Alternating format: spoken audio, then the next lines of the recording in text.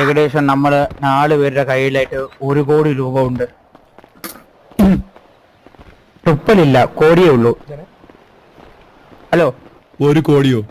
2 കോടി. മുതലാളിയുടെ ജീവനാണ്, ഈ സമയത്ത് ലാഭം നോക്കരുത്. 2.5 കോടി. ഒരുമാതിരി ഊമ്പിയ പരിപാടി കാണിക്കരുതെന്ന് മുതലാളി ഇവിടെ നിന്ന് പറയാൻ പറഞ്ഞു. 2 കോടി 55 ലക്ഷം. ഉറപ്പാണോ? അത്രയും തരാം, ഉറപ്പാണ്. അതിൽ കൂടുതൽ മേലോട്ടില്ല. ആ മുഖത്ത് നോക്കിയ മുതലാളി പാവം, നിങ്ങളെ കാത്ത് ഇവിടെ ഇരിക്കുന്നു.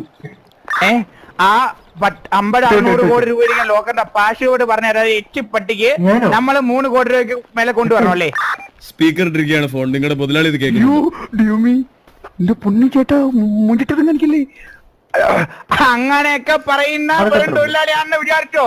4 കോടി രൂപ കൊണ്ടുവരും. മുതലാളി ഇറക്കി നിർത്തേ.